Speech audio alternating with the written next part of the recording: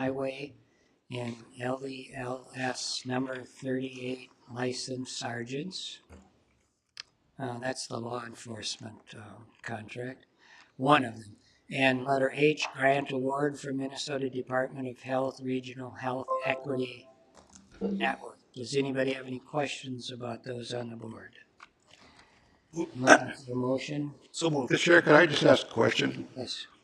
On the contracts, uh, is it the style of the county? I think I can find that real quickly. In terms of the deletions and the additions, are the additions those that are underlined or bolded? I believe they're bolded. I can find it real quickly. Somebody from HR here, Julian? They would be bolded. So the new is bolded. Okay. Thank you, Mr. Chair. All right, I have a motion. I'm looking for a second. Second. Thank you very much. Any other questions? All in favor, say aye. Aye. All opposed, say no. Motion is carried. Thank you very much. We are now at number 4. Oh, by the way, I do thank the couple, and I lost their name on here, that donated the burial plot, which was very kind for them. And people might not be aware, but the county does take care of burials of indigent people in the county, and there's considerable cost for us to do that. So we do appreciate the people volunteering to offer a burial plot. Thank you very much. Mr. Chair, you might be interested in knowing, I just made the inquiry this morning. Last year, our budget was $270,000 for burial of indigents. All right. So $270,000 so far for the burial of indigents. So it's much appreciated. Yes. Mr. Chair, just for the record, that was Lyle Felch and his wife. Lyle used to be the fire marshal, the chief fire prevention officer in the city. Oh, thank you very much for adding that, Commissioner. Appreciate that. All right, so the informal agenda items. The shelter work group recommendations.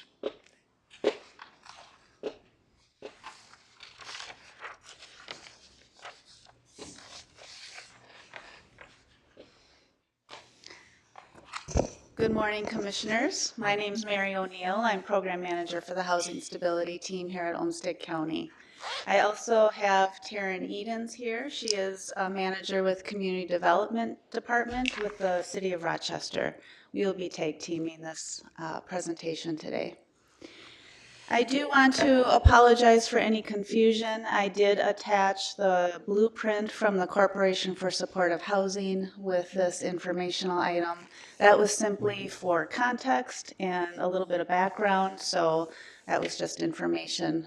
No request is being asked as of today. So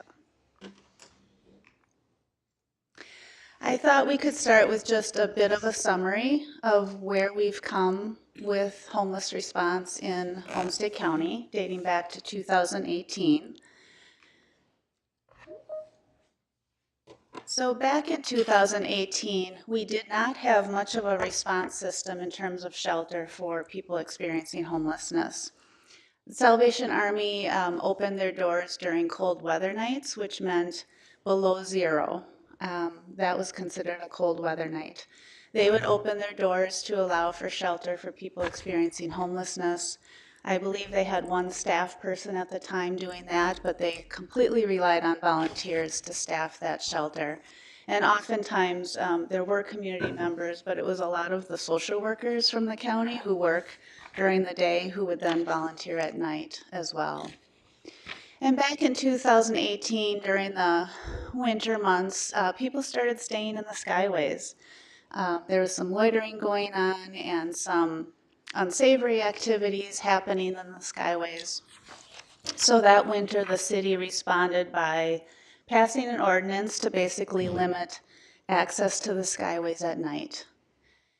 And during this time, because of some of that activity in the skyways, the county and the city enlisted the Corporation for Supportive Housing to do a study of our homeless response system, particularly regarding those who are unsheltered.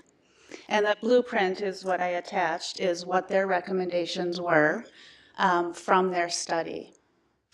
And at that point, the city and county decided that the need for shelter was great enough that you all, along with the city council, supported a seasonal shelter. So Catholic Charities came on board to open the Rochester Community Warming Center. That was intended to be open from November through March, so just seasonal during the winter months. In early 2020, the Housing Stability Team was developed. We had been working on housing, some in adult and family services, some in HHH administration, and then of course we had HRA. And we decided to bring all staff together to form the Housing Stability Team, aligned and together with the HRA. So now we are under that Housing Department umbrella. We came together at the end of February 2020, and then the pandemic hit shortly thereafter. So we really immersed ourselves in the work of addressing homelessness, unsheltered homelessness during that time. The city stepped up and the library did an incredible job around opening the day center at Mayo Civic, and we partnered with them and supported their efforts around that. The engagement team was developed, which was really just all of our partners coming together to staff and consult on the people that we knew were outside or unsheltered and needing some assistance. And that team met regularly during that pandemic time. We also developed the COVID isolation space. We moved the warming center into the Mayo Civic, so it was a 24-hour operation. And then we used the warming center as the isolation space for those experiencing COVID, those who are COVID positive. And then also during that time, you might recall that the HRA leased both the 105 building and the Creek. And we used those two buildings to operate shelter space. So that was strictly shelter. And we did that to, again, allow for increased capacity at the warming center and get people away from congregate settings. And then later in the year in 2020, HRA purchased a duplex in Northwest Rochester. And we had used that for families who were COVID positive at the time. Then in 2021, as we transitioned out of the pandemic, the landing center, or the landing day center, I should say the day center moved to the Salvation Army for a time, and then the landing took over operations out of the Silver Lake Fire Station. And at this point, the county and city supported a year-round shelter. So of course, the warming center stayed open during the summer of 21 because we were still in the midst of COVID. And so the county and city came together and supported the year-round shelter. So the warming center is open year-round, 365 days a year. The Housing Stability Team also opened the Empowering Connections and Housing Outreach Center. So this is a drop-in center. Some of you actually got a chance to see that last week during our housing tour. Drop-in center for people to stop in and get connected to resources. And then in 2022, HRA purchased the 105, and we now consider that supportive housing. So everyone who lives there has a lease, they're tenants, and we have Catholic Charities on site to provide some support, and then we have a case manager in that building. Also during 22, the landing opened their permanent location on 3rd Avenue. Street medicine was launched, which is an effort from Mayo Clinic and particularly the Mayo medical students who feel very strongly about providing health care to people experiencing homelessness. So street medicine actually has a physician from Mayo who goes out to outreach people in the community who need health care.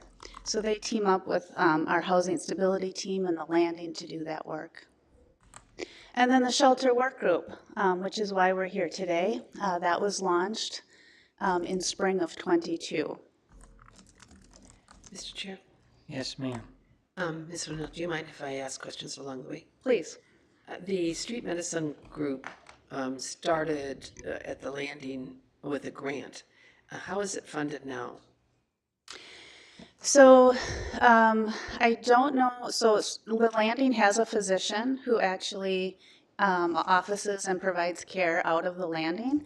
Street medicine is actually separate from that. And my understanding is Mayo is actually paying their staff, their physician, to do that work. Thank you. Yeah.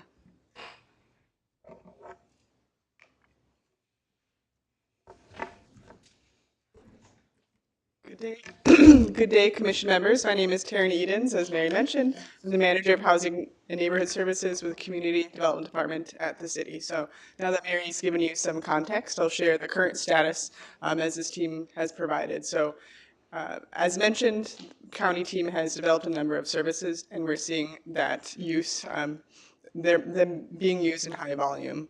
We're finding that emergency assistance funding is exhausted. The warming center is at or near capacity on a nightly basis.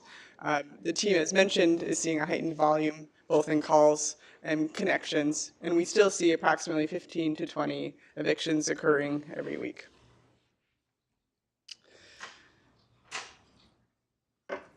Oops, there's a clicker right here. Thank you.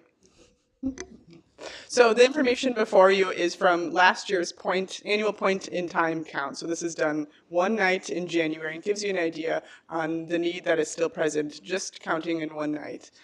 Some things to consider. This was just done in January. It usually takes a couple of months to finalize that data. Rochester School District, however, collects this data regularly and have reported that about 540 students have experienced homelessness this school year, and we're only halfway through the year. Also, when you're looking at these numbers, consider this: is anyone experiencing homelessness to any degree? So it could include those who are chronically homeless. It could include those who are in transition. It could include folks in a number of different circumstances. One phrase often used is someone couch surfing. So keep it in mind, it's all inclusive of anyone that is unhoused at that moment. So with that, the county and city requested that a shelter work group be created to evaluate options for future shelter needs of our community. As you probably heard Dave mention before, the warming center is getting to the end of its useful life, and the need to explore shelter options now and in the future is upon us. With that, a number of service agencies, county, and city folks met for the last 6 months to discuss what those needs are, what that vision is, and a set of recommendations to present to you tonight. It did include 3 focus groups with individuals with lived experiences. Those groups were connected with at the beginning and at the end to evaluate those recommendations. As you're probably aware, this group was also created in anticipation of some funding that was coming from the state. That state bonding bill did not go anywhere due to inaction at the legislature. Mr. Chair, can I just ask? Yes, go ahead, yeah. No, I heard this last night too at the city. Are you talking about a bonding bill from the county that was directed towards any of the local legislators? Because the only one I remember is one for Ramsey County. Yeah, or a more general bill to Minnesota Housing. more general bill. Last year, we were Okay. anticipating some funding Okay, to be thank you, approved. that's all. This quickly gives you an idea of the number of participants that we had at the shelter work group for 6 months, as I mentioned. So it did include service agency providers, the county, and a few different folks from the city, library, community development, parks, and RPD. So it was a very fruitful collaborative experience and had many folks present at the table. With that, we ended up changing directions and shifting focus due to inaction of that potential funding source. As Mary alluded to, we decided to build off the blueprint that was created by the Corporation for Supportive Housing in 2019 as a way to determine what are our shelter needs if funding were to come available, or what else can we start to continue to meet those needs. These were the work group questions that should have been communicated way back in August when we gave a general update to both bodies as well. Really what the group was asking is, what is the ideal future state for meeting the needs of people experiencing homelessness? What are the gaps that exist in that process? And what can we do to fill those gaps? So with that, we did identify what that ideal state looks like. We review what strengths we already have and what gaps we have. And in short, what should have been communicated to you folks way back in August, if you recall, for those that are new, we landed on what an ideal future state looked like, and it's prioritizing kind of 3 categories. One in which prevention is prioritized, adequate emergency resources exist and the ability to connect people to services. With that, I'll turn it over to Mary.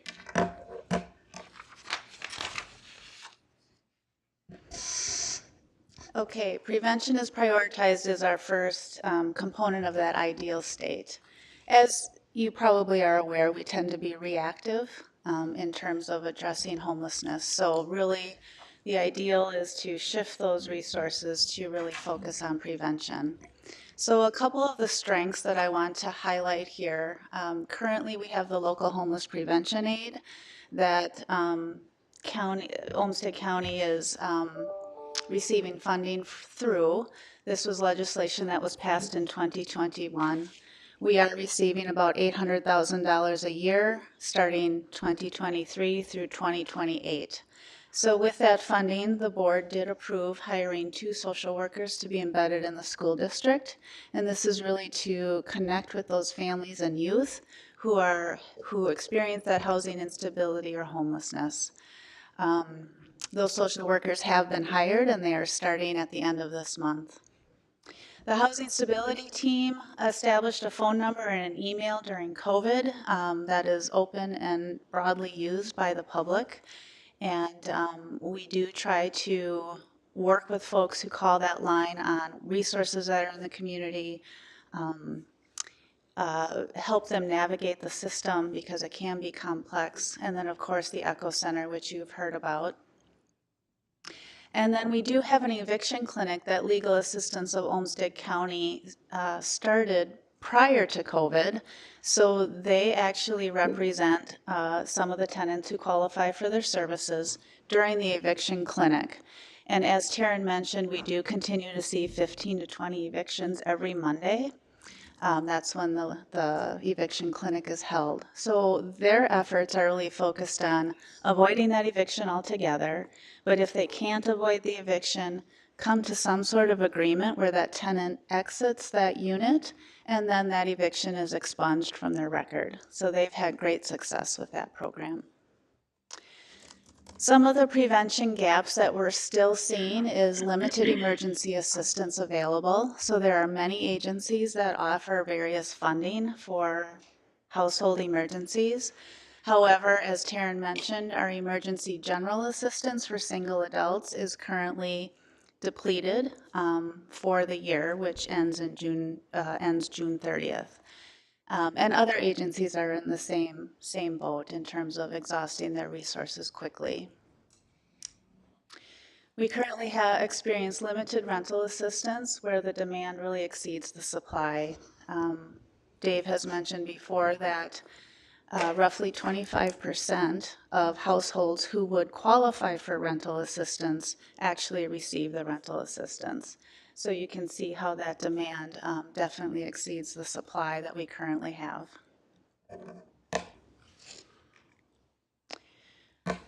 The next part of our ideal state is that emergency resources are available when they're needed. So in terms of shelter, we definitely have more capacity now than we ever have. Rochester Community Warming Center has a capacity of 43 for single adults, and they are, during these cold months, typically at capacity. Rudy reported during our tour last week that he has had to turn away approximately 20 individuals over the course of the last 3 or 4 weeks. Dorothy Day has been at full capacity as well, and they have 23 beds, and they have that 2-week limit on their stays. Family Promise has a shelter that serves families only, and they are able to take in 2 to 3 families at a time, depending on the number in the household.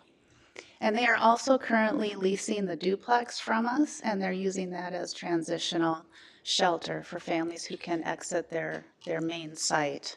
So that has been a nice addition to their services.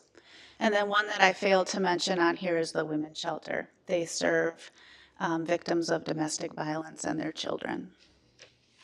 And then, of course, we have the Day Center, Salvation Army, and the Landing, which is really brand new since COVID, of course. So they offer As Commissioner Cascade mentioned, they offer physical health care with having a physician on site. They offer community paramedicine time there as well that offers some basic health care, and of course meals and other services there at the landing. So some gaps that are pretty obvious in our homeless response system is the lack of youth shelter. We really don't have youth shelter. I think 180 Degrees at Von Wald is doing some of that now, or they want to transition to that. But we are lacking that in our community. And family shelter is very limited, as I mentioned. And then there's just some other needs around miscellaneous things, such as storage. Do you have a question? I'm sorry, I was trying to wait to let you finish. Do we have an estimate of what the need is for either youth shelter or family shelter? How many beds do you estimate we need, or is that to be determined? Yeah, I think that will be determined, and it'll be helpful to have the social workers embedded in the school district to really get a better understanding of what that need is. In some of my conversations with school social workers, I have heard from them say that come 2:30 on a Friday afternoon, it's not unusual for them to have a teenager approach them and say, I have nowhere to stay this weekend. So that's where we say it would be nice to have a resource available for that youth when they are homeless and don't have anywhere to go. So we need to do a little bit more research on that and really figure out what that need is. And I think it'll be helpful to be in the schools to do that. Thank you. So miscellaneous services storage, I'm sure you have seen folks who travel from the warming center to the day center to Salvation Army carrying all of their belongings with them, sometimes in a shopping cart. So that's what we talk about when we mention storage. It would be nice to have a place where people can keep things temporarily so that they can seek services, that they can go to a doctor's appointment, that they can go to a job interview or that kind of thing. It's hard to do that when you're having to drag all of your belongings with you. And then some of the people experiencing homelessness have pets, and unfortunately the shelters do not allow pets, so that really prevents them from accessing that shelter. Mr. Chair, Ms. O'Neill, when you speak of storage, what have other communities found workable for storage for people who are experiencing homelessness? I have seen up in Hennepin County that they actually have lockers, almost self-storage lockers, similar to like a water park, where you can take a key, open it up, and then take the key with you. So something of that nature where it is self-reliant and not necessarily requires staff time to operate. Thank you. And then, of course, connections to services is really the last part of our ideal state. I've talked about the housing stability line and the Echo Center. That's certainly some strengths we have in our community right now. Permanent supportive housing or supportive housing, we have several programs in our communities. Umbro Valley Health Center operates a scattered site program that is really quite extensive. And SHORE, Supportive Housing and Opportunities Restored, is a program that we run here at HRA. So we do have quite a few supportive housing programs. Some of the gaps that this group has really identified is that one-stop shop for multiple agencies.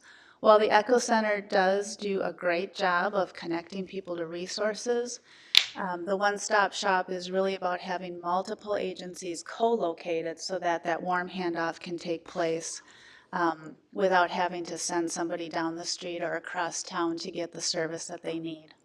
And then also moving people and families through the system. It can be very time-consuming to help a person or a family move from homelessness into housing. Dave says that, and I totally agree with him, that housing is not a transaction, it's a process, and it takes a long time to engage folks and get them to the point where they're ready for housing. So it's not just somebody walks into the Echo Center and we get them housed that day. Mr. Chairman, could you expand on that just a little bit though? So what are the actual resources that would assist in that continuum? Is it people? Is it infrastructure? Just a few more details. Yes, we definitely recommend more staff. I think more staff is definitely necessary because it is so time consuming to move people through. Funding resources are definitely a recommendation, and we do get into some of the details around that later in the PowerPoint. So I'd be happy to answer more questions after we go through that. And I'll turn it over to Taryn for this part as well. Now that we've given you some context on the need in the shelter work group, we're going to share the final work group recommendations. There were many, and we prioritized them.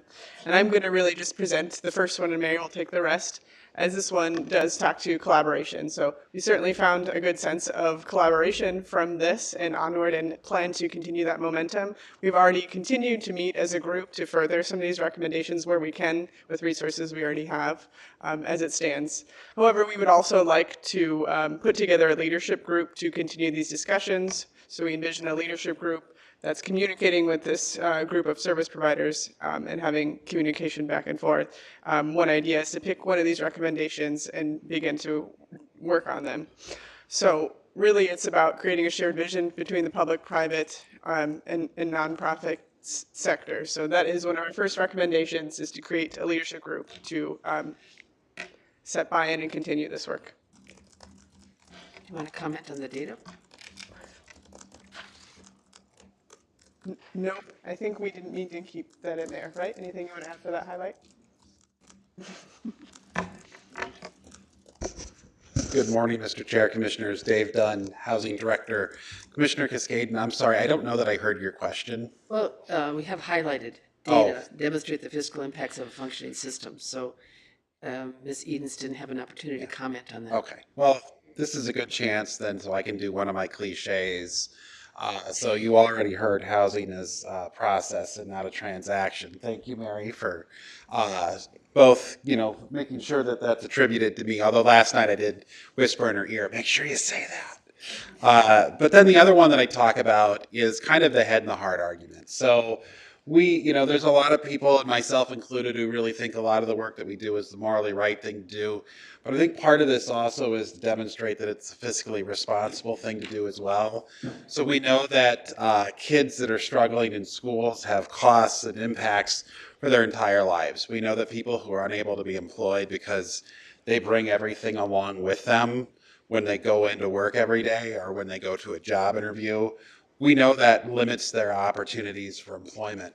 But what we don't have great information on are what are those actual fiscal impacts of that. So a system that works, that has rental assistance, that has those emergency resources, we can make, we can make an investment there versus a larger investment down the road. So for us, that's really what we want to demonstrate.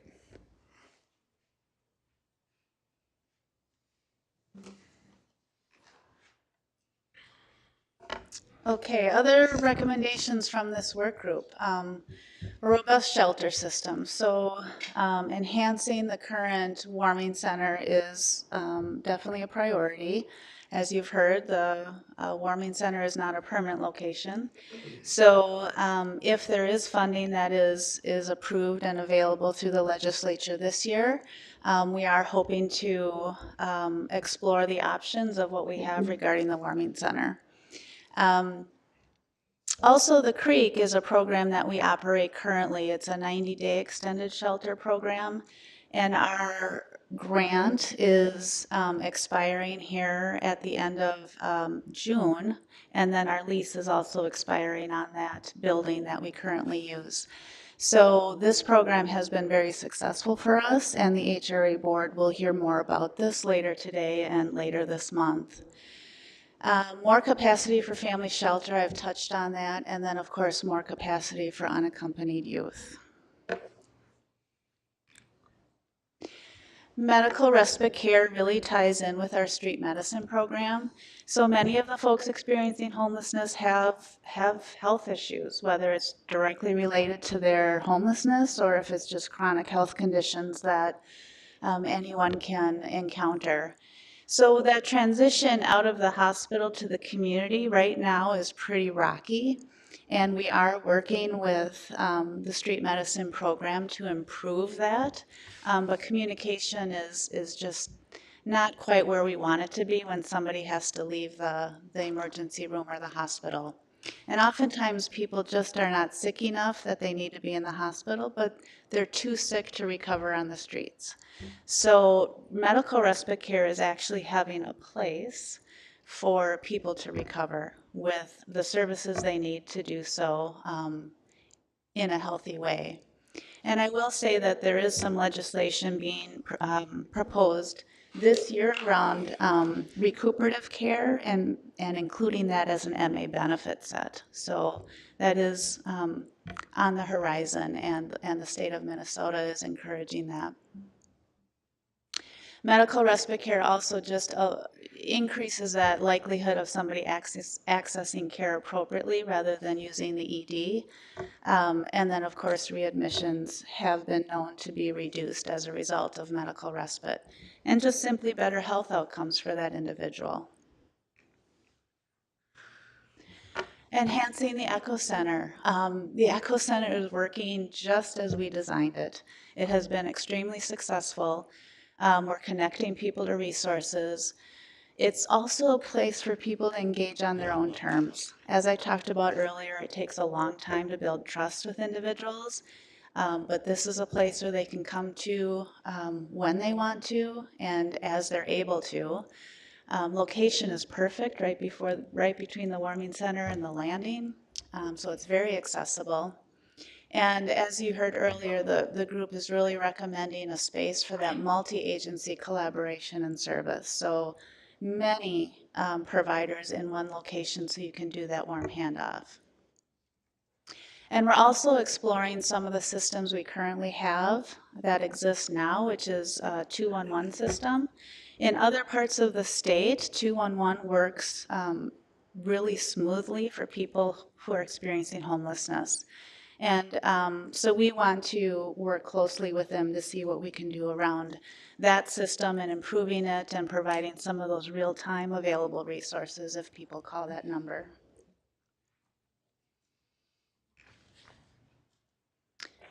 Encampment solutions. I'm sure you have heard of some of the encampments that have been around town.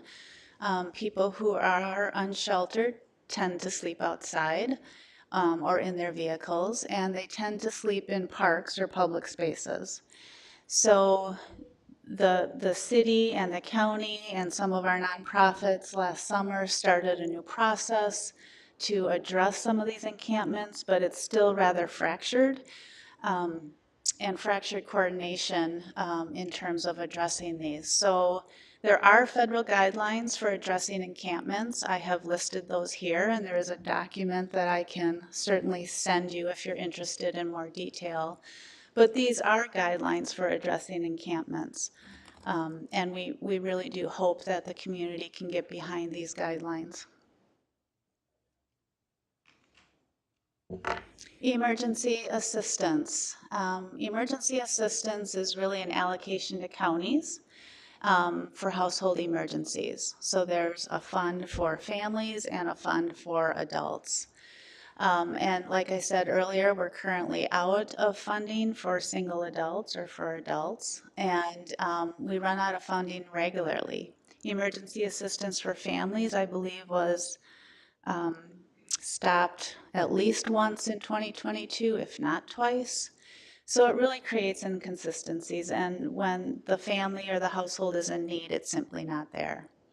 So the group's work recommendation is really to change that policy, and that would have to be at the state level, of course, but really to change it so that if somebody's in need, that resource is available. So not unlike medical assistance. Nobody is turned away if they apply and they qualify for medical assistance. Or SNAP benefits. No one is turned away if they qualify. So this is similar. This is what we would ask the policy to look like. And then the other piece to that is connecting those high-risk families who are coming through accessing that emergency assistance to support and services so that we can follow along and hopefully make that housing successful and not end up in eviction.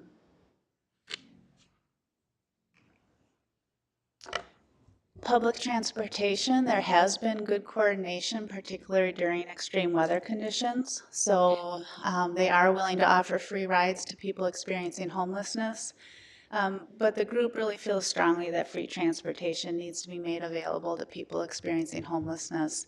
And of course, more accessible routes and more frequency of bus routes through public transportation. Peer support is an evidence-based practice that is used in the mental health system and in the substance use disorder system, and it's the same here. This is really about someone who has that lived experience of homelessness walking side by side with somebody who's going through that experience currently. It really does increase trust, it decreases the length of homelessness. There's just simply better outcomes when peers are engaged. So our work group really wants to recognize that role within our service system, and we feel the best way to do that is to create paid positions for peers. Right now, peers are often used for feedback, listening sessions, things like that, surveys. They're given gift cards as an appreciation for their involvement, but creating paid positions will really show that recognition of that role in our community. And case management and outreach, we know housing works with case management and supports. We know that. We've seen the success in some of our supportive housing programs. The engagement team that I mentioned early on in this presentation continues to meet. They started meeting during COVID. They continue to meet, and now they are changing their focus to really address some of the unsheltered homelessness. So they're taking a little bit more accountability one-on-one for people who are unsheltered. It takes a lot of time to walk a person through from homelessness to housing, and we simply don't have enough staff amongst all of our agencies to do that.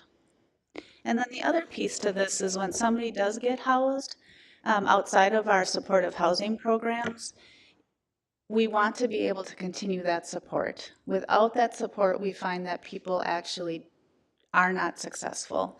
And then this would speak to some of that eviction prevention as well. So if we can provide that support after somebody gets housed, ongoing, we think that could be a real success.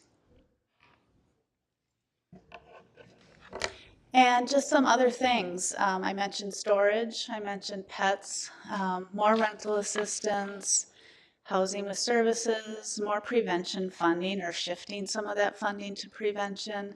And then, of course, risk mitigation programs we did not talk about, but these are programs that incentivize landlords to rent to people who might have poor histories where they wouldn't otherwise take a chance on that person. So Olmsted County HRA has established a risk mitigation program. We're just getting it started, so we don't really have any data to show whether this has been successful or not yet. And then, of course, the work group was really excited about just sustaining the collaboration going forward. It's exciting to actually present this information because of how far we've come since 2018. And the whole group just wants to continue this. We feel like there's some momentum. We all recognize it takes all of us to do this work and to end homelessness. So we've all really committed to continuing this work. So we are meeting as a work group every month. We're continuing that work. And then we're also recommending that that multi-sector community leadership team be established to maybe provide some higher level vision and direction for homelessness in our community. Can I answer any questions? Mr. Chair. Yes, ma'am. Go ahead. Mr. Chair, Ms. O'Neill or Mr. Dunn, do you create the multi-sector, just lost it, community leadership group on homelessness prevention and intervention? Are you looking for the board to approve that? Are you moving forward with that? What's needed? Like Commissioner, I'm so glad you asked that question. I think what we're looking for today is more general guidance. So we're not asking you to approve the creation of a leadership team. I think that will come back through the traditional committee process and probably would end with an appointment. So as we kind of take the work that we've done today, if that's a direction that you want us to go and that's the direction that the city's interested in, come back and kind of work through that as far as what are the roles of that committee a little bit more formally, and then who are the right players and partners around the table. So there's a little bit more work before we're ready to say the first meeting is next week, but kind of a good to make sure that we're moving down the right direction. Well, so, Mr. Chair, I would just observe that Mr. Dunn and I have been participating in Ms. Edens as well, in the housing coalition, the broader housing coalition. And we are finding that it does provide a really good way to get collaboration between units of government with private sector and with philanthropy. And that group, I think, is finally mature, and I think we can borrow and learn from that experience of how to move it forward. So I can see the value of trying to do this. I attended last night's council meeting because this was going to be on the agenda. There was also another housing-related council member initiated action, and I understand from your comment that Commissioner Senjum also was listening in.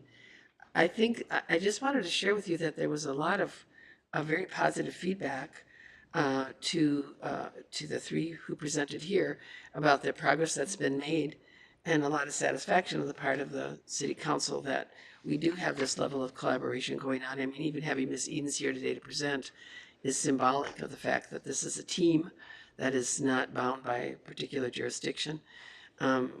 City Council Member Wall commented that, you know, in his former position as a pastor of a church, he frequently had people come in who needed help, and he found the county enormously helpful.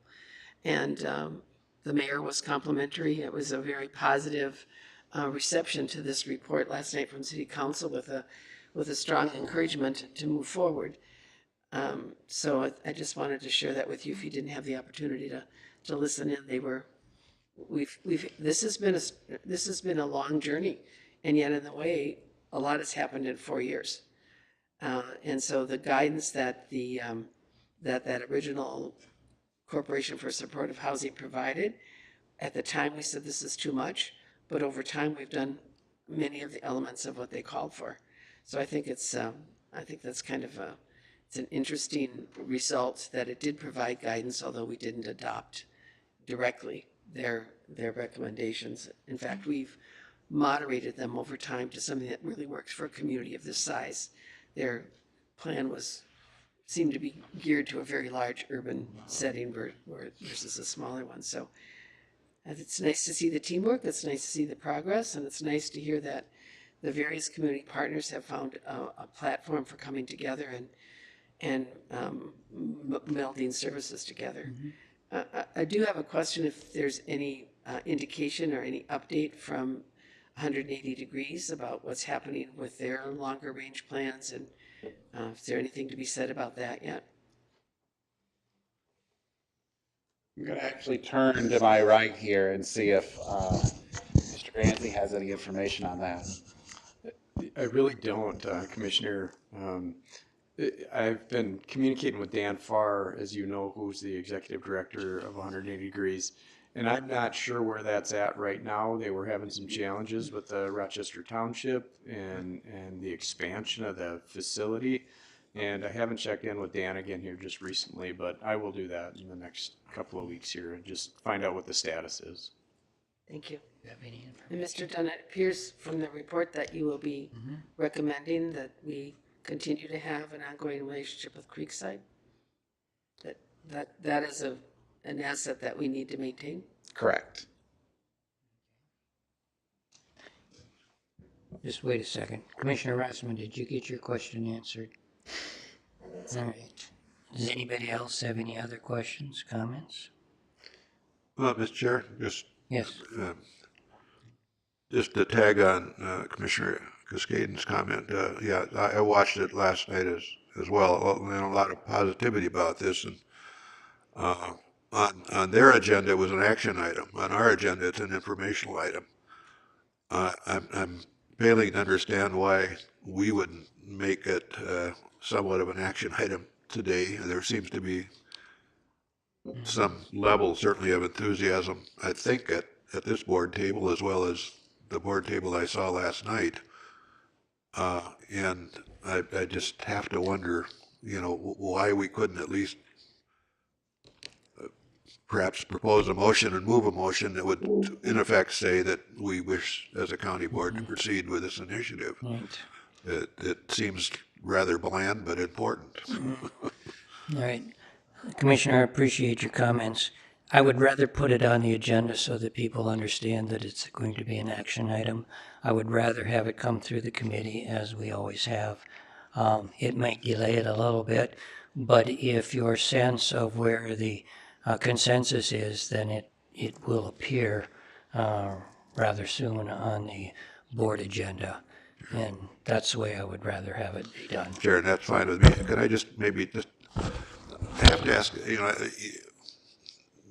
we get in, for me, this new position and a lot of this interest in certainly homelessness and housing, and it certainly didn't exist in St. Paul as well, but it's like at a different level here. Mm-hmm. And we keep talking about we wish we could, or we don't have money, or the money is running out, and so on and so forth. Mm-hmm. But we never know, seemingly, at least at this stage of my county board career, how much money that is. And so, as we develop thoughts about this, I think in fairness, at least to the county board, or at least to me, I'd like to know how much money we're really talking about here and what affordability really means. I mean, we are the county board. We have the authority of the levy. Do we always have to rely on the rest of the state of Minnesota to help us along on this? Could we not do some of this within debt capacity of the county and bonding authority and things like that? If we need stuff, it seems to me we ought to kind of think about that ourselves and what can we afford beyond what we're already doing to ingratiate this effort, because it is important. It's either a problem or an opportunity, but certainly is an obligation that we have to, I think, face up to and try to meet to the best of our ability. So again, thank you for your work. I'm rambling a little bit, but I would like to know, in all of deliberations, does anybody ever put a pencil to this in terms of what it would really cost to get us to where we want to be? Yeah, thank you, Commissioner. I think one of the things that, my challenge is a couple, just in kind of trying to figure out how do we lay things forward. So I'll kind of get to your first question there, kind of about the action item. That was probably more something from a staff. Generally, we're the ones that say how this should move forward. Should it be an action item or informational? I think getting some kind of joint action item at a future meeting, as the chair talked about, is something that we certainly can do. And we're trying to kind of feel some of this out ourselves, but then to kind of also to get to your second question, kind of about, well, what are we doing, right? It's like, it's one thing to kind of highlight some of this, but like, what are we doing? Why are those investments made? And I'm not going to be able to hit every piece of this, but I'll give you a little bit of an overview. So one of the things that the county has invested in is the housing stability team, just in general. So those are staff that really have been here since 2020, that we went from 4 staff who were in different parts of the county, and we've consolidated that, and I believe the team is now 8. Does that include the 2 that started? So the team has now grown to 10. So we've invested in funding there. The other thing that we've done is, between resources that, whether it's this board has control over or the HRA board has control over, we've created about 200 units of new rental assistance for people who are at 30% or less of the area median income. And those units generally come with supportive services. So it's different rental assistance programs, which we found is kind of a shorter term way to address some of this while we're trying to figure out longer term we need more housing. But shorter term, the rental assistance at least can create some of those units. And then to kind of give you some additional background, we can dig into kind of more of that at a future meeting and kind of highlight it more to kind of go through what those investments are. But this board has been extremely supportive of our efforts and has allowed us to do some really innovative and amazing things that I'm very proud of. Yes, go ahead. I can't remember whether it's Ramsey County or Hennepin County is moving towards buying motels that are, placarded up, and it seems to me that we've increased from 4 people to 10 people, that we could have all the people in the world, but we have no place to put them. Then we haven't really solved anything. Are we looking in short-term housing solutions like that? Yes, we are. We're continuously kind of looking at what are some solutions to acquire housing, whether it's a REM home that was on the market a few weeks ago that we missed out on, or whether it's a couple of hotel opportunities in town. I think one of the things that's a challenge for us, and part of this gets murky between the county board hat and the HRA hat, first of all, but I think with the 7 of you and then with the resident commissioner and the HRA hat, one of the challenges for us is just being able to act in a timely manner on real estate. So when those opportunities arise, to kind of what we need to get to and what we want to work on is the sense that if there's certain criteria, whether it's a property or whether it's a property or whether it's a hotel or something like that, that kind of allows us to start that due diligence process so we can be at the same time as investors. And that's really where we've struggled on some of these, is that we get beat to the punch by investors who can just go in and pay cash versus the processes and protocols that we have. So there's some work that we need to do there to make it a little better and make ourselves a little more competitive, but we're certainly always looking for properties that we can kind of provide this housing in, because ultimately, we need housing and we need services in order to address this issue. And the physical housing is a key component. Right. So maybe you ought to be working towards coming to a solution as to how we do get more nimble and we can make decisions on property faster than scheduling a meeting 2 months out. That is on our list of things to address as we are trying to transition kind of in this transition process. Mm-hmm. Yeah, thank you. Any other questions, comments? Mr. Chair, Mr. Dunn, this question may go more to Ms. Edens. It starts to link over to the council-initiated action last night, because one of the fundamental issues is we don't have enough housing supply. We don't have enough housing supply at the very entry level of housing. And there was a council-initiated action last night that is intended to get the city engaged in looking at what role they can play and making more entry-level starter home, both rental and owner-occupied, available. That might be a model that we want to look at, or certainly we're going to want to partner on. So as long as Ms. Edens is here, would the chair be willing to hear about that council-initiated action? Yep. Yeah, sure thing. The ask was really to come up with a list of recommendations and to activate the ability to go do that. We didn't present any recommendations, but to explore recommendations for the creation of owner-occupied units specifically, but starter owner-occupied units, if you will. So really our intention, the council member did provide some ideas. Our intention is to provide recommendations for against those ideas and come up with our own as well as others. It's my intention to kind of do this in working with partners, and we ask for flexibility and timing on that for a couple of reasons. You might know that the city is pursuing our local option sales tax, which does have some asks for housing, so it works well with that for us to time that around May. As you mentioned, the Housing Coalition is also looking into how they can support the creation of owner-occupied units is one of the 5 Maxwell findings. And then also in working with Dave and his team, we know that the county has a similar vision. So the way I see it, it's going to be coming up with a list of recommendations that the city, to your point, can provide. And I anticipate those being supportive of the other entities' goals, the counties and the coalitions. And Mr. Chair, Ms. Edens, another thing that's happening around the country is that unoccupied office space is being converted into residential units. Is there any conversation about that going on within the city of Rochester?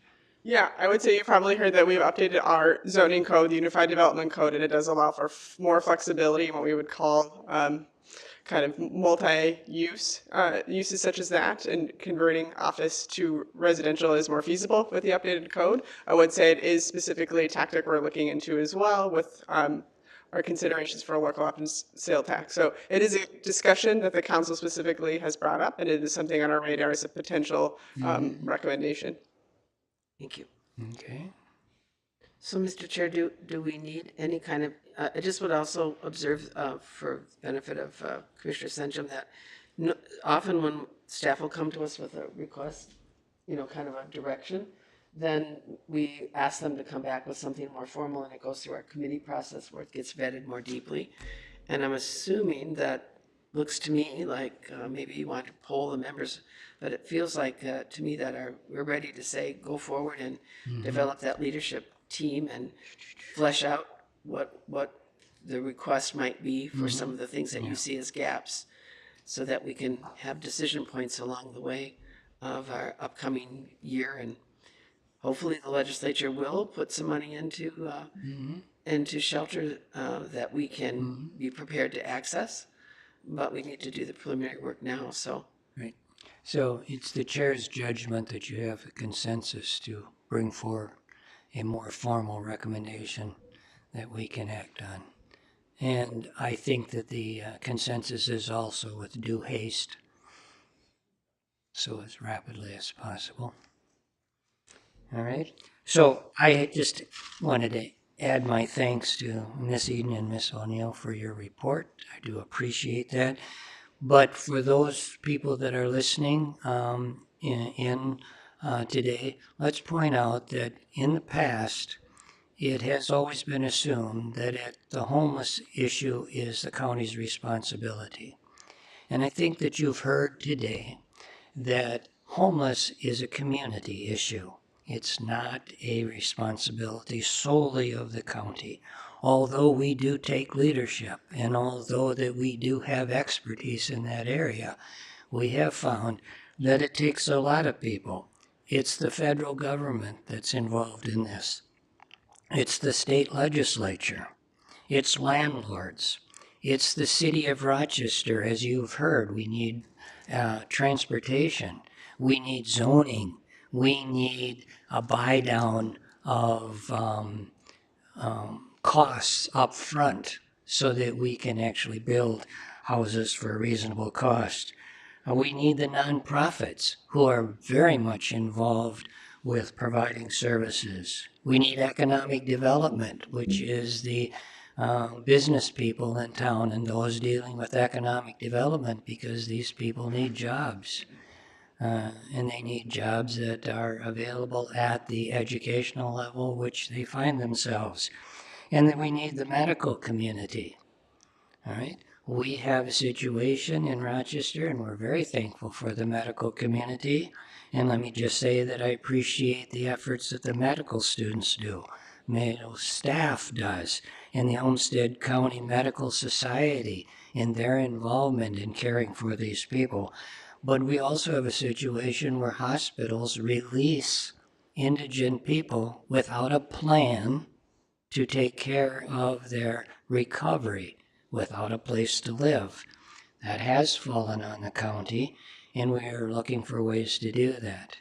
We are in the situation, and I think that you can see that some of Senator Senjum's or Commissioner Senjum's issues are that we have done a great deal in the past, but people don't know what we have done to do this. So we're in the situation of saying, yeah, you've done great things, but what are you going to do tomorrow?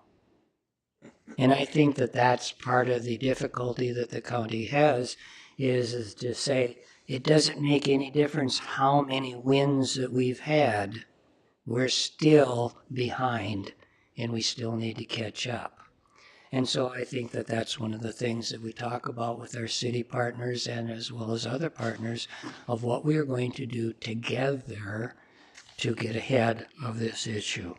So I do appreciate your report. I will look forward to your recommendations. Thank you very much. Thanks. All right, next on the agenda here is the Southeast Minnesota Emergency Medical Services. And who's here to talk? Hello, Mr. Chair. Yes. Can you hear me? Yes. Yes. I was wondering where the sound Mr. was Haug, coming this from. is Heidi. If the chair would allow me just to give you a little introduction Yes, here. please. Thank you, Mr. Chair. Commissioners, just a reminder that what we are doing is scheduling little 10, 15-minute introductions and updates from agencies to which the board appropriates funds, as well as some other agencies that we just know to be important collaborative partners. And Mr. Hauge was kind enough to volunteer to go first here. So this is one of your appropriation agencies. It's a partner agency that does wonderful work, and we're really pleased to have Mr. Hauge here on video. All right. Hi, Mr. Chair. Can you hear me okay? We can hear you, yes. And I apologize. I cannot get my camera to turn on. I don't know if there's anything on your end that can help me with that. Probably not. Probably. I'm sorry. Only thing I could think of is restarting my computer, and that would take a little while. But well, you won't have to look at me this way. But I appreciate very much you allowing us or me to present to the board today, and I apologize for the problem. My name's Don Hauge. I am the executive director of the Southeastern Minnesota EMS office here in Rochester. We're located in the North Gate Center building. I have been in EMS for 41 years. Most of my time was spent in Albert Lea as an EMT and paramedic for 23 years. I worked for Gold Cross when it was Gold Cross for 3 years doing their education. And I also, then I became the executive director of the Southeast Minnesota EMS in 2012. I've had the honor of having Commissioner Senjum in my office, if he recalls. We did talk about some behavioral health type issues for our emergency departments at the time. So I know him. And I'd also like to welcome Commissioner, and I apologize if I say your name wrong, Thien, who will be joining our Joint Powers Board. Did I say that wrong, Commissioner? Well, that's fine. Tyne, but that's fine. Fine, okay. Well, I apologize. I'm starting out That's badly with you already, but but I look forward to working with you, Commissioner Tyne, and on our Joint Powers Board. That will be wonderful. Thank you. I just want to talk a little bit about our program. We've been in existence since 1984. We are one of 8 EMS programs in the state of Minnesota. Most of us take care of rural emergency providers in our area. We cover the 11 county part of southeast Minnesota, which goes from Albert Lea to over to Houston County to Goodhue County and over to Rice County and back down to Freeborn County. That is my service area. We basically serve emergency first responders, which is the first responder agencies, ambulance services, fire, law enforcement agencies, and we also work with the hospital emergency departments. Our main focus at our office here is medical education for our emergency responders. That's the thing we do most, and I'll explain some of the programs that we do. We've also do other educational offerings for services. And of course, we've all experienced the pandemic over the last several years. Our office kind of shifted roles during that time, and we took care of a lot of informational activities, trying to keep our services, our emergency providers informed on the pandemic. We were lucky enough to have our program medical director, Dr. Dennis Loudon, who was very willing to sit in on our weekly meetings on the pandemic, explain what's going on with the virus and what needs to be done if you have exposures and so forth. There were a lot of questions by emergency providers during that pandemic, a lot of fears. We had, I could say, a few people who resigned from the ambulance services, first responder groups, maybe because of their health issues, maybe because of their age, maybe some concern that they might get sick by responding to some of these calls. So we try to keep people informed and make sure to try and ease their fears as much as we could. But of course, there was a lot to deal with during the pandemic. We provided PPE through state sources to all of our ambulance services. The county emergency managers provided it more to the first responders and fire departments. We made sure they were well supplied with PPE so that they could continue to provide services to their communities. Part of the reason I'm here today is because of funding. I want to thank the Olmsted County Board for funding, continue to honor our funding request for the past 4 years, I believe it's been. And this last year, you even increased the amount you gave to us, and we appreciate that so much. And I'll explain why we had to come to the counties for funding.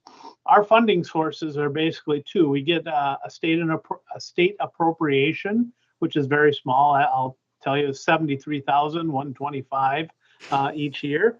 The past biennium, we did get an extra $100,000 per year from the state legislature. That was only for 2 years. We are going to the legislature again to try and continue that funding. So far, we haven't, we have bills, but we don't know where they're going to go. Our other funding source came through seatbelt dollars. So when an officer would stop somebody for a seatbelt violation, that violation fine would go to 90% of it would go to the EMS programs around the state. We divide it evenly between the 8 of us. But if you get a $125 ticket for seatbelt fine, basically what we were getting was $25 of that ticket and divided 8 ways. So each region would get $3 of that ticket is what we were dealing with. Back in 2010, I can say those seatbelt dollars were pretty good. We were getting about $220,000 per year per region in funding. So we were able to do a lot of things with that money. I can say last year we received $36,000 of funding. So that funding has steadily decreased over the last 12 years. And it became obvious to our Joint Powers Board that we could not sustain a program if we continued on that route. So the county commissioners on my board decided that they would ask their boards to help fund us, and they did so very graciously. Each county provided $5,000. So 11 counties, we received $55,000 a year, and that has been going on for the last 4 years, which has helped us a great deal. The seatbelt dollars just continue to fall, and that's a problem, obviously. Our office, we do raise some funds on our own by providing educational classes to the public. Some money from conferences that we have done in the past and so forth. So we do raise some of our own funds as well to try and maintain our program. But your funding is very important to us. And again, I want to thank you for that. I just want to highlight a few of the programs that we're doing. I won't go through all of them, but some of them that are our biggest programs. And the one I want to talk about first is what we call our Medical Direction Consortium. Back in the day when a lot of the small towns had their own ambulance services, they also had doctor's offices in those small towns. And an ambulance service, in order to run by statute, has to have a medical director. And as time went on and the doctors and the clinics in the small towns closed, our ambulance services ran into the problem of not being able to find a medical director. So in 1994, a couple of our emergency room physicians, Dr. Dan Hankins, Dr. Tom Bugliosi, and some other, Linda Horth, who was the previous executive director here, and some other EMS providers got together and came up with this concept of a medical direction consortium. We had a pool of emergency room docs that were willing to lend their license to the ambulance services, become their medical director, as long as the Southeast EMS would oversee that program and provide education to those services. And that would meet the need that was really missing there. Currently, we have 56 services in that program. 16 of them are ambulance services, mostly volunteer, what we call basic life support ambulances that are in our rural areas. In Olmsted County, it would be EOTA Ambulance is the part of our program. And 40 first responder groups are in our program currently. And for Olmsted County, it's Stewartville Fire and Rescue, Orinoco Fire and Rescue, Byron First Responders, and there was another one. That looks like that's it. But they are in our medical direction consortium. So in that consortium, we provide a medical director to the services. We provide 5 educational services per year on site. So we send instructors out to the services. We have 30 instructors of all education levels, from EMT to paramedic to flight nurse, doing our education. And we always keep the training level one level above. So first responders may have an EMT instructor. Ambulance services typically have a paramedic or a flight nurse that is doing their training. We also assist the ambulances with licensing requirements. And the education we're providing in this consortium for ambulance services, at least, that meets the need for the recertification every 2 years for the EMT recertification. So the nice thing about that is they're meeting 5 times a year. They don't have to go and have another recertification class every 2 years, which might take 4 to 6 nights of their time. And I can say with all of our services and all of our emergency responders, recruitment and retention is really a big problem right now. Trying to keep people on staff has been an issue, and it's not just in EMS. It's in all of our areas: law enforcement, fire, first responders. It's just changed a lot over the years. But the Medical Direction Consortium has been very successful. We continue to try and improve that as much as we can, change our presentations and so forth, and try and keep it interesting, as well as helping them with their continuing education. Any questions on the consortium? Commissioners have any questions? I did have a question, Mr. Yes. Chair. Sure. Thank you very much, Mr. Hauga, for your update. I was wondering if the reduction, the over the years reduction in seatbelts, essentially what you're calling for seatbelt money, is because there are less violations, more people wearing seatbelts. Is that in any way connected? Yes, and I apologize. I should have mentioned that. Yes, it's a good thing that our funding has gone down, not for us, but we pushed to promote seatbelt use over the years. That was another thing we were doing. And yes, seatbelt usage has gone up to about 94, 95%. It's still a problem if any of you are members of the Towards Zero Death or follow that at all. We continue, especially throughout the pandemic, speeds increased, and we seem to see more deaths from lack of use of seatbelts. But yes, by doing a good thing, trying to promote seatbelt usage, that did cause our funding to go down.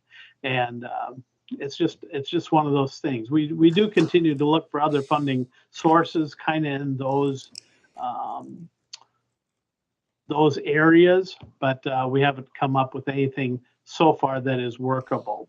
And I still have, if I have time, Mr. Chair, I Yes. still have a couple of programs I want to talk about. Okay. Uh, I'll have some questions for you at the end then, but please finish your report. Oh, you can ask if you would No, like, no, Mr. I Chair. will wait. You go ahead. Oh, okay, thank you. Another program that we do is called our Critical Incident Stress Management Program. Um, and some of you may be familiar with it, some maybe not.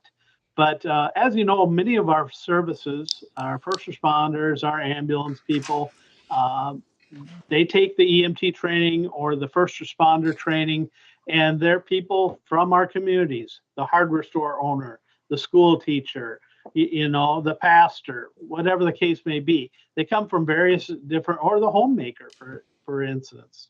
And they come from a lot of different backgrounds. They join an ambulance service or a first responder group, and they're not always prepared to see the things that they're going to see when they go on a first responder call or on an ambulance call. And this program, CISM, or Critical Incident Stress Management, exists to help our first responders, ambulance service, law enforcement, fire, to deal with some of those things that they see. They leave their job, go on an ambulance call, and when they arrive, maybe they find it's been a house fire and there have been 4 people killed and 2 of them are children, and they get exposed to that. Or they've gone to a terrible crash and we see a family member that has been killed, one of their family members. That happens. Um, uh, just things that they didn't expect that they would run into. And with our current recruitment and retention problems, CISM is something that can keep those folks on a service and not have them quit. Because you can imagine when you see things like that, it can make you think, geez, did I really want to get into this? My neighbor, I just witnessed my neighbor die, and I didn't expect that. And so CISM is a program we have that offers, when a service calls, we like them to call within 72 hours of the incident. And we send out a team of their peers. So if it's a law enforcement type situation, we try and send some law enforcement people we have on our team. These team members have gone through extensive CISM training. So it's not that they're going out there not knowing what to do. They go through the training and they help. We always send a behavioral health or a mental health worker out with the group, and they talk over the situation. It's not a critique by any means of what they did, but it gives them the ability to talk about the incident and get out their concerns. Only people that were at the incident are allowed to go to the CISM debriefing. So therefore, if the fire chief wants to come and he wasn't there, they don't allow them in, or the ambulance director. We only keep people in there that were at the actual scene, that kind of experienced the situation. And our team people are volunteers. They get paid round trip mileage. That's what they get paid. But it is a super good program that is very successful. We average probably about 30 requests a year for this through the pandemic. We were a little busier even with that. But it is, I think, an important program to try and keep our people in place, and go through their feelings of seeing what they've seen. And you can imagine all the situations that maybe they get put into that just wasn't expected. So that is a program that we feel is very valuable in our area. Another program that we kind of had put upon us is the Narcan training and distribution program. Now, this training or this program is run by state and federal funds that comes to us through the Minnesota Department of Health. But we are responsible to provide Narcan and train Narcan training, how to deliver Narcan to all of our emergency responders.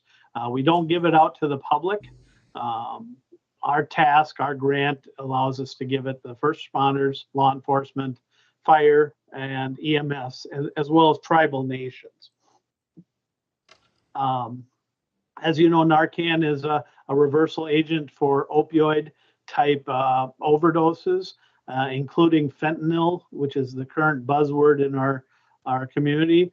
There has been multiple times we've had opioid overdoses throughout our region, and we go through a lot of Narcan. We have a lot of services that are taking Narcan or receiving Narcan, and some of them are using it. There has been no requirement for them to report the use of the Narcan. We're hoping that changes. We would like to know when it's used and if it was successful. It doesn't have to be anything specific, but we like to know if it saved lives. We have a small amount of services that do report their uses, and we can see that it is saving lives. And all I would know is after they give the Narcan, did the patient become more alert? You know, maybe they weren't breathing very well when the patient or people arrived. Maybe they wouldn't respond when they shook them. But after giving the Narcan, they became more alert. And we consider that a save. Because if nobody intervenes in that, either by breathing for the victim or giving them Narcan, that patient will die. And we've seen it time and time again. So the Narcan program, we have distributed over $150,000 worth of Narcan since 2016 to our 11 county area here, and done training for several of our law enforcement, EMS, first responder agencies throughout the region. Another program that I'm quite proud of and is very rare is what we call our Mayo Airway Anatomy course. We run this a couple times a year. It is not one that a lot of people can get into, but through a partnership with our Mayo Clinic, we have students that are allowed to go into their Mayo lab. I'll call it a cadaver lab, and actually do airway procedures on human cadavers, which is very important. Airway procedures are one of the biggest things that EMS have to take care of. If you don't have an airway, your patient is not going to survive. So we really focus a lot on airway type maintenance things.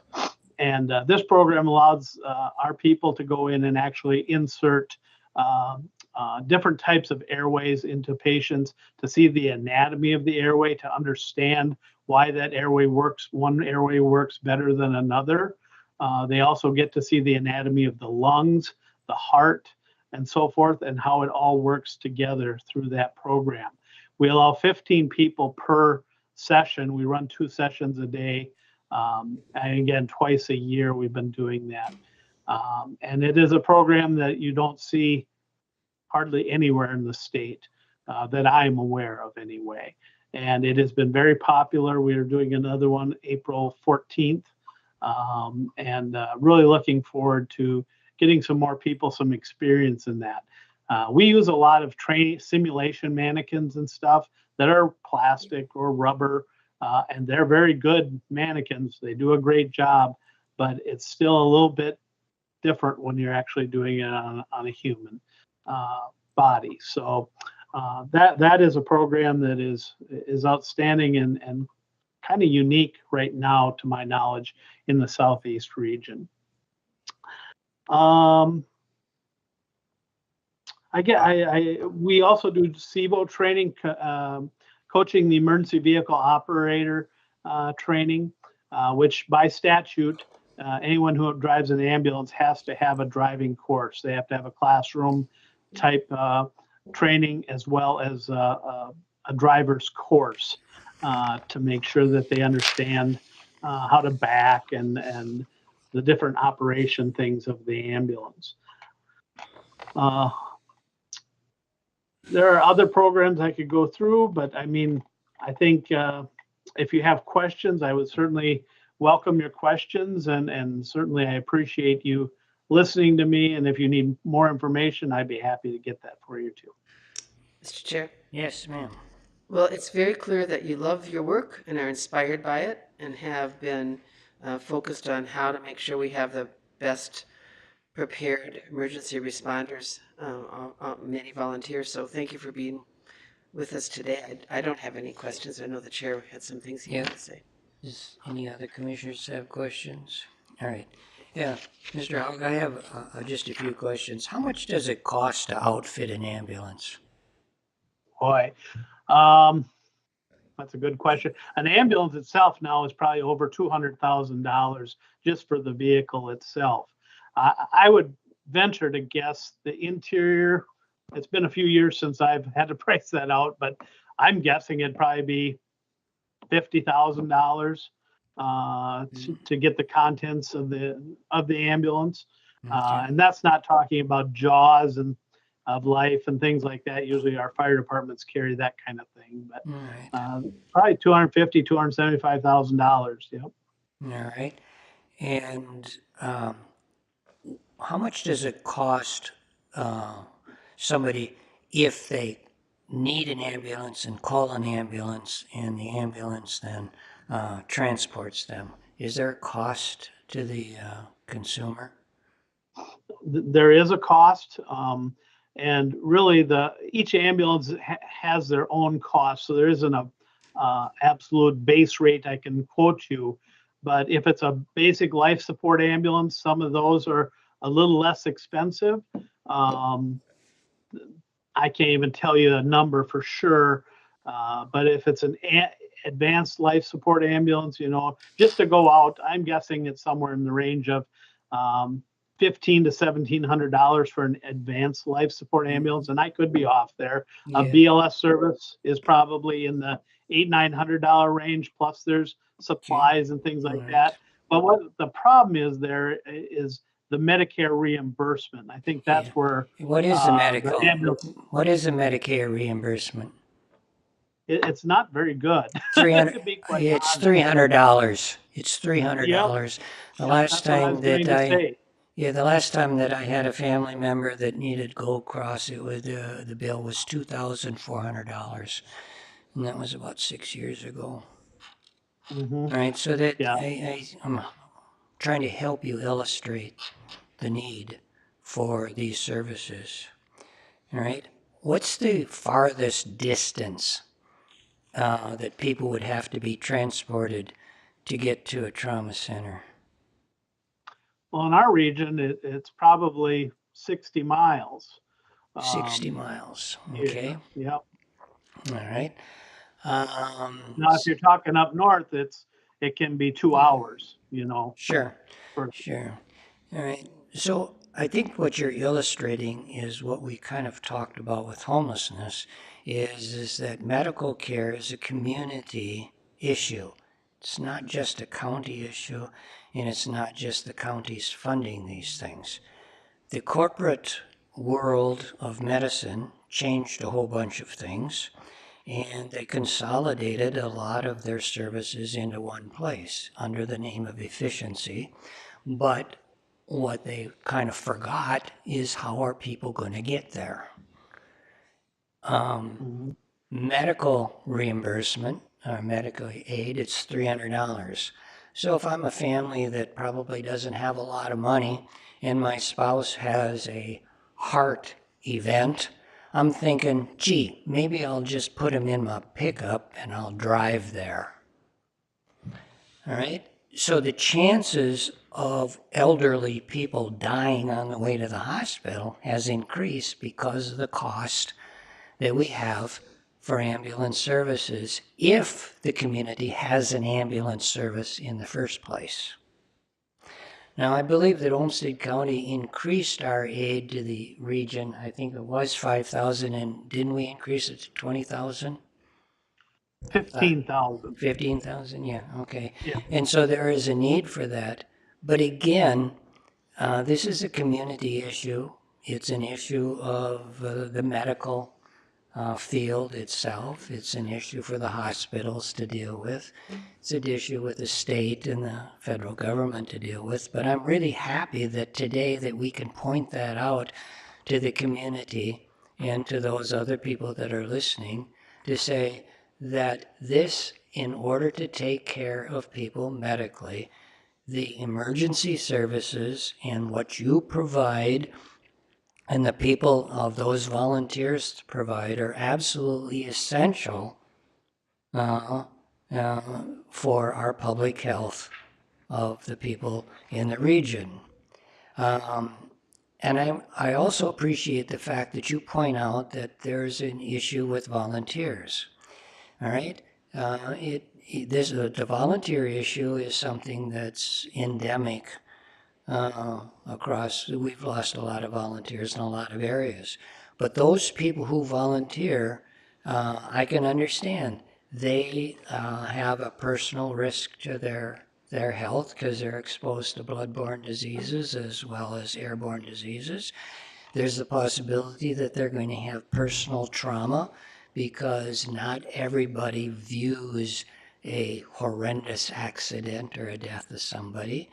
And that takes a toll on their lives. And we've also added the responsibility of these people over the years without funding them, and that's like the addition of Narcan, which we never had 20 years ago. So all these issues are really important. And I can't tell you how much we appreciate that you are working on this and for all the volunteers that do in the communities that have ambulance services. And hopefully that we can increase that and figure out ways to get them to the hospital even faster. Thank you very much. Does anybody else have any other comments? Very good. If you have nothing else to add, we do appreciate your report. Thank you very much, and I apologize for my camera issue.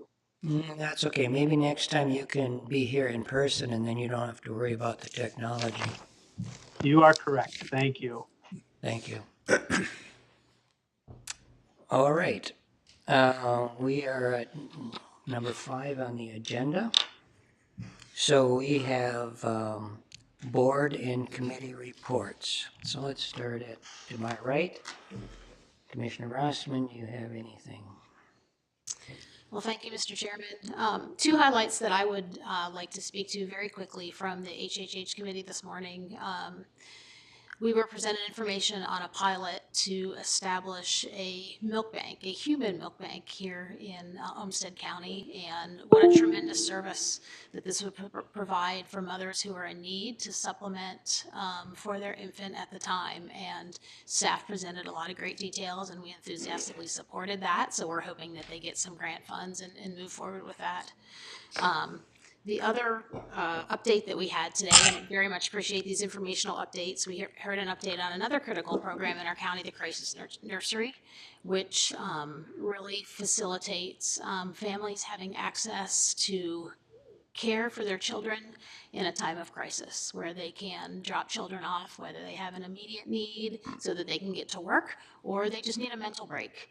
We have staff in place and a great system to support those families. So very much appreciate getting those informational updates in the committees, and it was a good meeting this morning. Thank you. No report. Thank you. Commissioner Tyne? A couple items.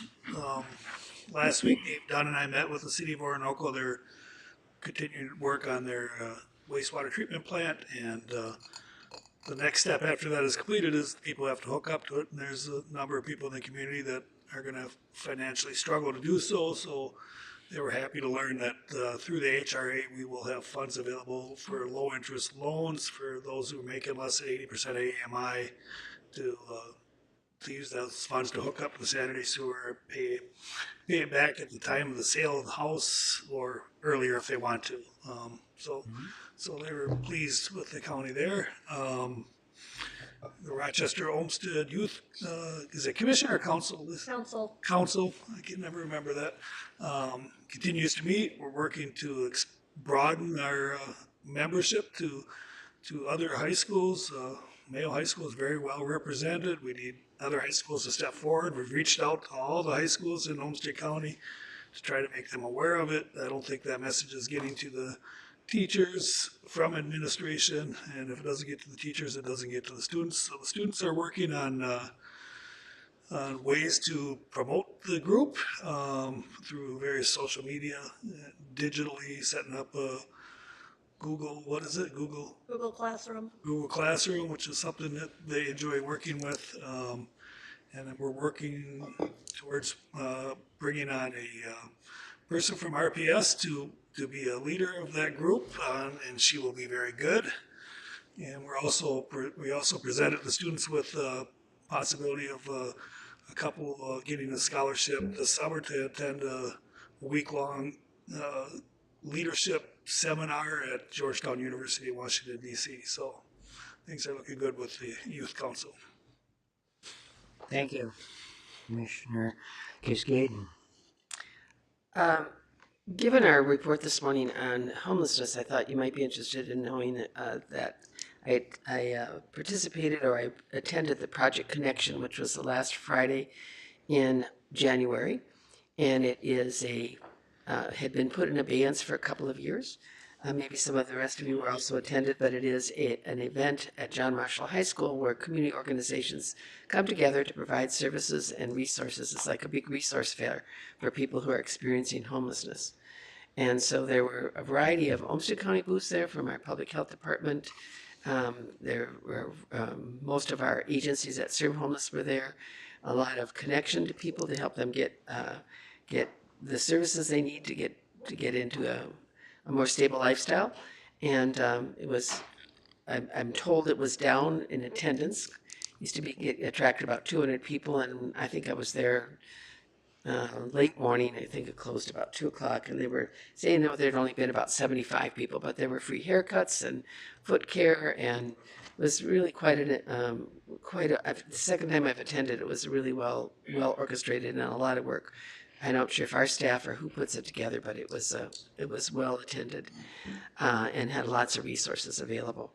Several of us attended the Chamber of Commerce Economic Summit last week and heard some data from University of Minnesota researchers, as well as a panel presentation by some of the larger businesses in the community and some small businesses. But probably what was most interesting was the keynote speaker, who basically is very optimistic that we are not going to go into a recession. He's forgot from what global economic group he's part of, but he felt strongly that we are a consumer-oriented economy. We have nearly full employment. We have, we need more workers. Wages are going up, and he was optimistic that we are not going to have a recession. The next day, I was at an event at the AMC and the University of Minnesota. Economist was there who had the research for the chamber on our local business scene. I asked her that question. She said the same thing, that she does not anticipate a recession, which I thought it's the first time I've been hearing that. A lot of data that she presented on behalf of the chamber the day before at the local economic conferences about how unique our community is in terms of our low unemployment, the educational standing of our population, our average incomes. So we remain a growth sector in the state of Minnesota, and so generally very positive business news. Also just wanted to call out that the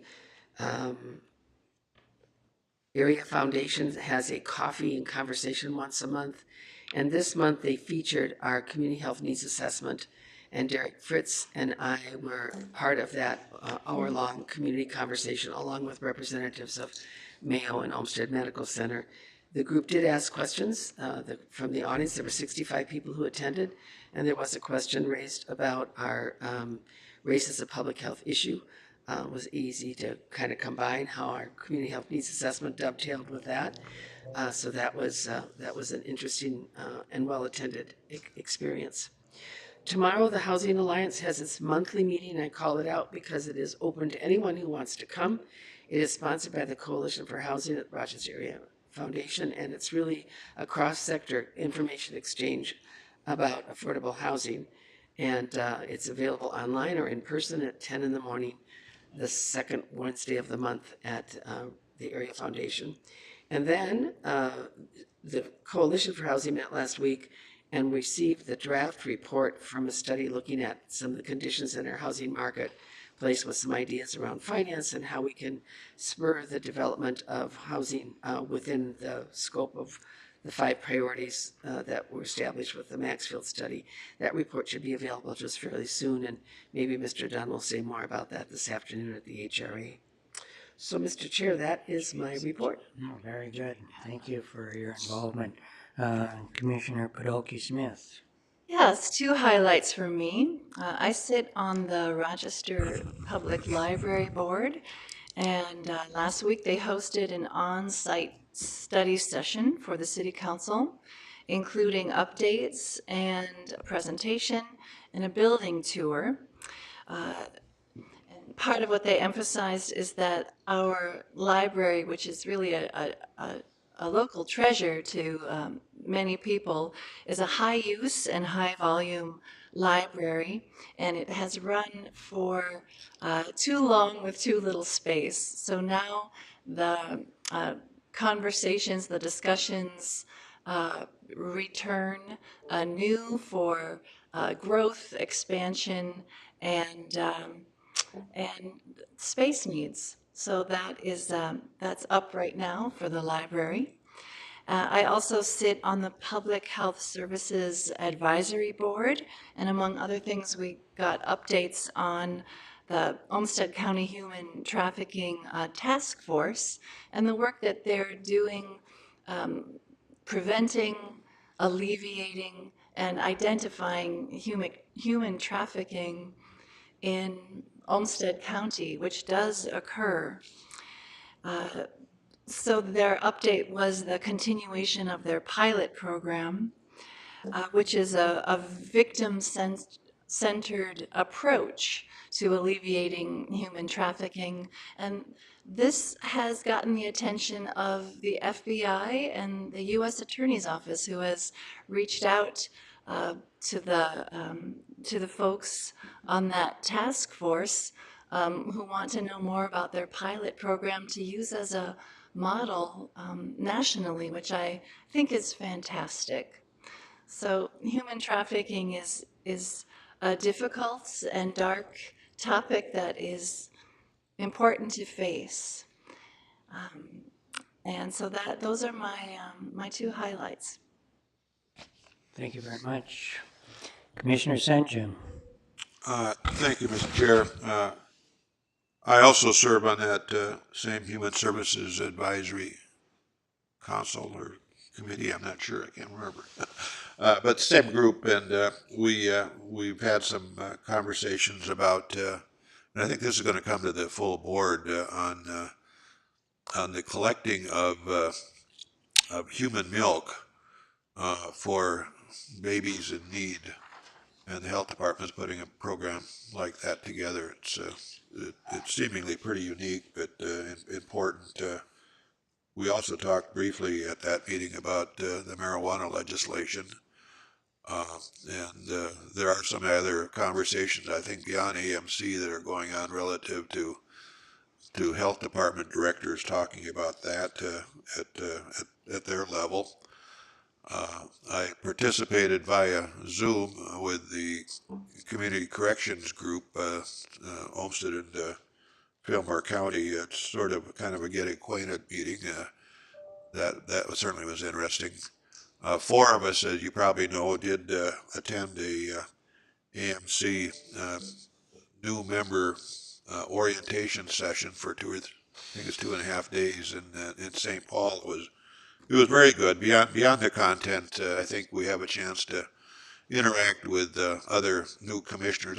I'm going to believe there was maybe 100 to 120 new commissioners in attendance, and it's always fun to just chat about what's going on in your county, what's important to you, and even to where's Rock County, where's Polk County, where's Stearns County. Well, I guess we know that one, but all of a sudden your life changes in the sense that you learn the state by county geography, which most of us haven't had that much of a chance to do, but now we will. So then beyond that, I just want to mention this is one that's important to me, and I hope we can bring it back to the full board eventually.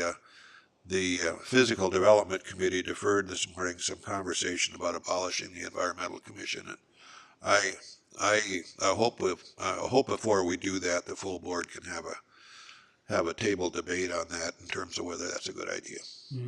Thank you, Mr. Chair. Very good. Let me just clarify that, yes, we are looking at the possibility of decommissioning the environmental committee, but we're also hoping to replace it with something better, which would be task forces to work on specific environmental issues. But it will come up for discussion. I appreciate that. Mr. Chair, at the right time, I will argue vigorously against task forces. Right. I think they're too come and go, and although they're good for specific things, I think this is a bigger topic. Your objection is noted. Thank you very much. Today, I think that it's really important to note that there was a great deal of discussion today and information to show you how a community really has to attack some of the issues that were presented today. And although we've talked about many of them, let me also point out that we do have issues with our youth that are homeless. And at the same time, we have a youth commission, which is really important. It is important for the county and the community to invest in our youth because they are the next residents. And myself being older, I'm expecting that the youth coming up are going to be able to take care of me just as when I was younger, taking care of the older people.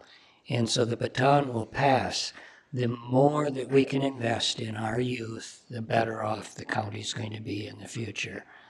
All right? They are not only the future commissioners, but the future teachers, the future lawyers, the future people that work in our manufacturing facilities, the future people that are going to be volunteers on the ambulances. So very, very important. I appreciate that. And also, I'd like to point out that next week is Valentine's Day, so spread the love. Happy Valentine's Day to everybody, and wear your red. So thank you very much. Do I have a motion to adjourn? So moved.